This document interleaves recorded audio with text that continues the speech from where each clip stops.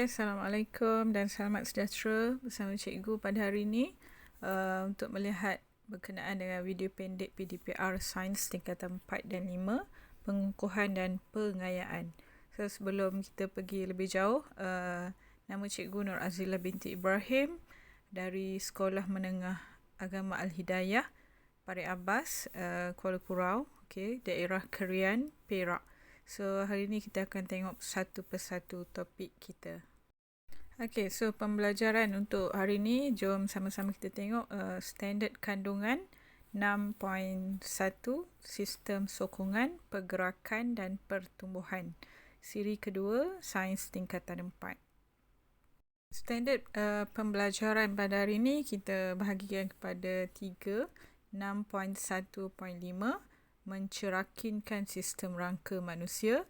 6.1.6, menjalankan eksperimen untuk membandingkan kekuatan tulang yang padat dan berongga.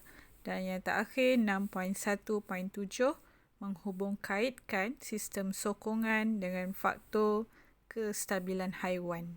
Berdasarkan kepada standard pembelajaran tadi, kita tengok pula kepada kriteria kejayaan. Di akhir pembelajaran, murid dapat yang pertama menyenaraikan sistem rangka manusia. Yang kedua, mengenal pasti perbandingan antara kekuatan tulang yang padat dan berongga.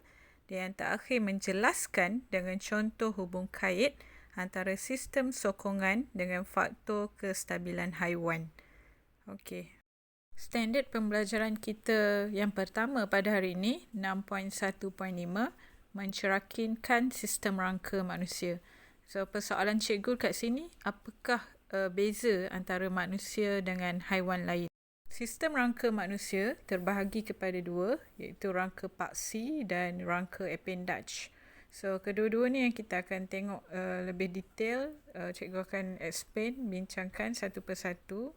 So berdasarkan kepada gambar rajah ni, rangka paksi dan rangka appendage, sebelah kiri kita dapat tengok pembahagian rangka paksi.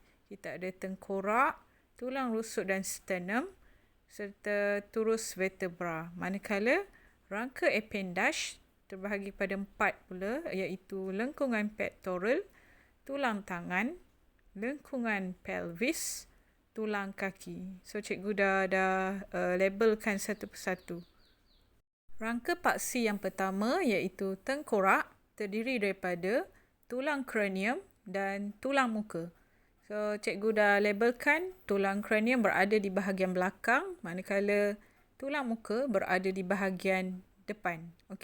So, tulang kranium berfungsi untuk melindungi otak, manakala tulang muka memberikan bentuk asas atau rangka muka dan menyokong gigi.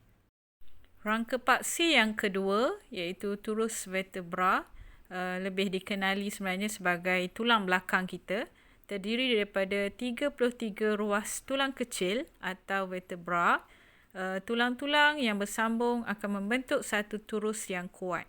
So, dia sebenarnya ada nama-nama dia lah. Tapi sekadar kita tahu 33 ruas tulang kecil tu sudah memadai. So fungsi turus vertebra melindungi saraf tunjang. Rangka paksi yang terakhir iaitu tulang rusuk dan sternum dibentuk oleh 12 pasang tulang rusuk. So kita boleh kira dari atas ke bawah ada 12 pasang. 7 pasang bersendi dengan sternum dan 3 pasang bersambung secara tidak langsung oleh rawan. Dan 2 pasang lagi tergantung sendiri. So, fungsi melindungi organ utama iaitu jantung dan peparu. Selesai untuk rangka paksi, kita akan terus kepada rangka appendage. So, rangka appendage yang pertama, kita ada lengkungan pectoral. So fungsi lengkungan pectoral menghubungkan tulang tangan dengan rangka paksi.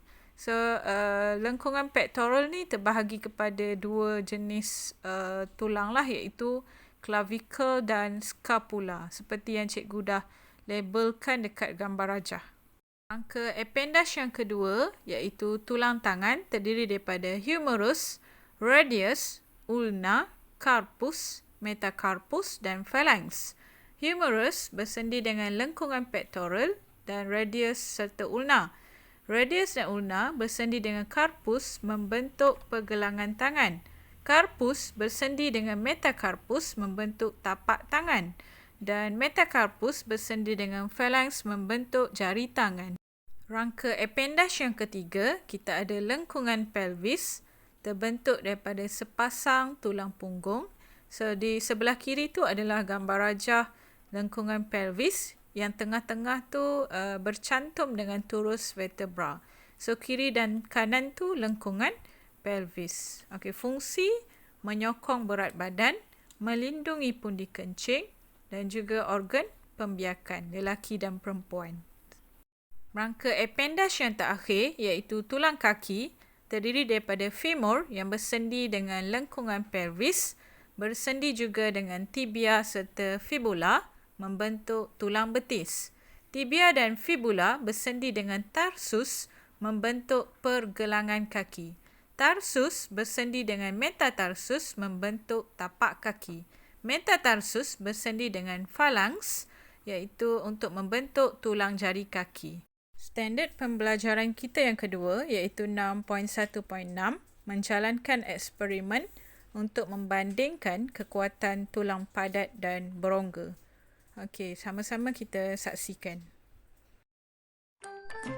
Okey, untuk subtopik 6.1.6 ni kita ada satu eksperimen khas lah untuk mengkaji kekuatan tulang berongga dan padat.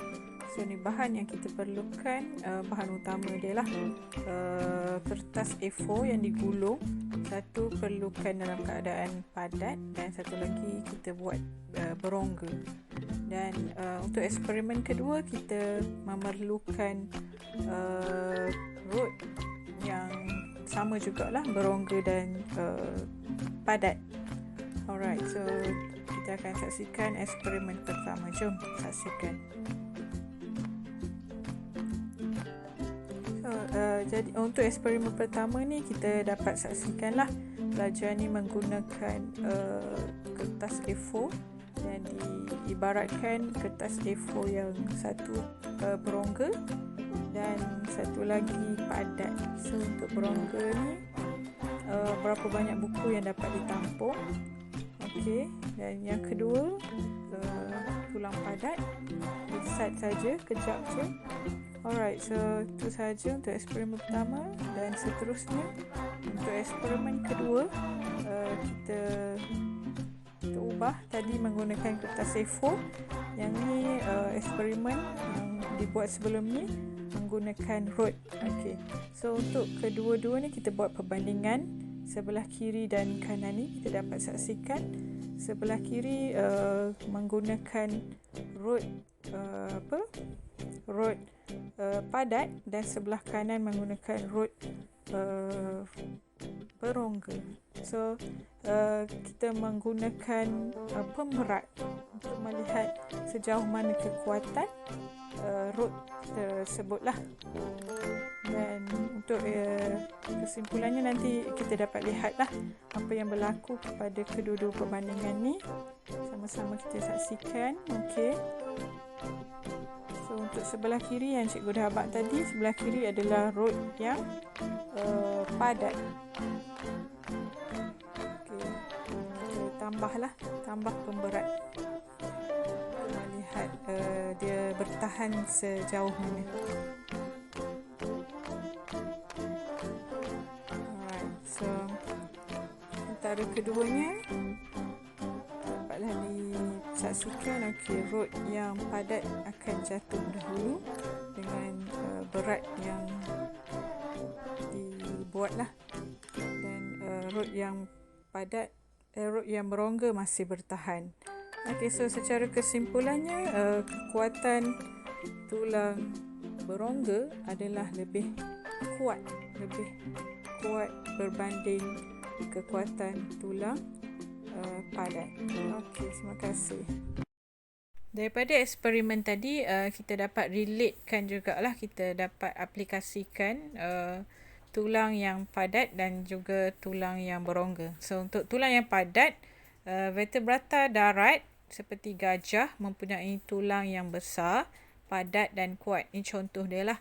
Hal ini demikian kerana keseluruhan berat badannya disokong oleh rangka dalam. So, gajah sebenarnya mempunyai tulang yang padat. Untuk tulang yang berongga, burung mempunyai tulang-tulang berongga kerana untuk membolehkannya terbang. So, tulang berongga ni dia ada special lah. Dia ada special kelebihan dia yang tersendiri. So, nanti kita boleh tengok jugalah apa sebenarnya yang dia nak ceritakan berkenaan dengan kelebihan tulang yang berongga. So, samalah macam eksperimen tadi.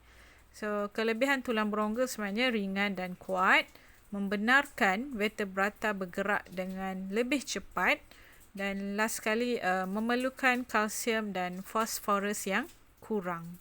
So, dia memang bagus sebenarnya tulang yang berongga berbanding tulang padat. So, tu semua seperti yang dah kita explain dalam eksperimen tadi. Okey, baiklah, untuk standard pembelajaran yang terakhir pada hari ini iaitu 6.1.7, kita ada berkenaan dengan sistem sokongan dengan faktor kestabilan haiwan. So, kita sama-sama bincangkan.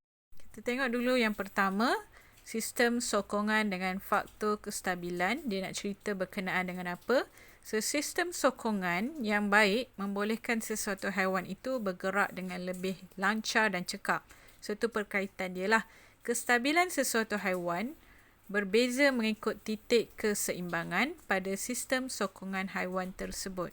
So, yang ni kita akan explain faktor-faktor yang mempengaruhinya lah dengan lebih terperinci. So, yang pertama yang sangat-sangat penting adalah berkenaan dengan pusat graviti.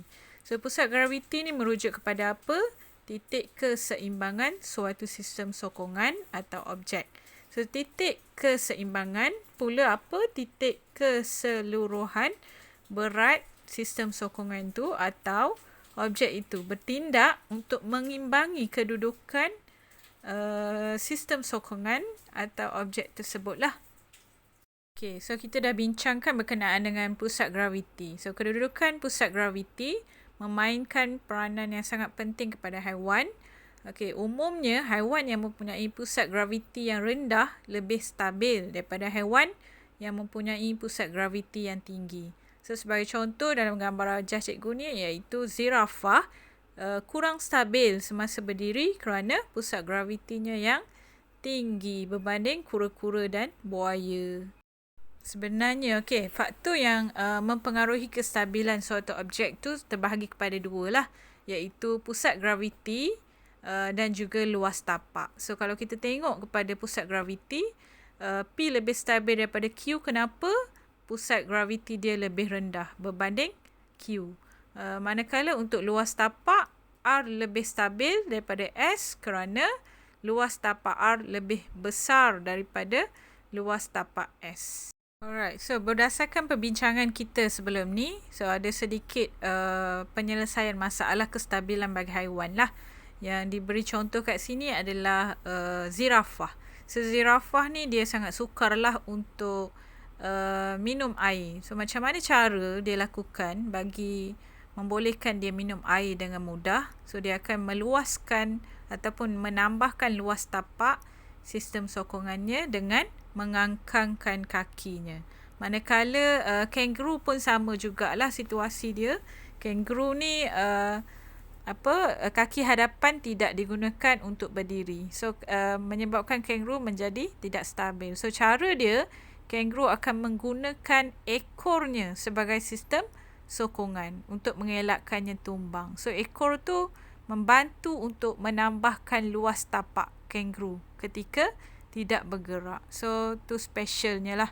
Okey, secara keseluruhannya, untuk kesimpulan hari ini berkenaan dengan standard pembelajaran, kita dapat habiskan berkenaan dengan sistem rangka manusia, berkenaan dengan eksperimen tentang tulang berongga dan padat, dan yang terakhir berkenaan dengan penyelesaian masalah faktor yang mempengaruhi kestabilan bagi sesuatu haiwan. Okey, terima kasih.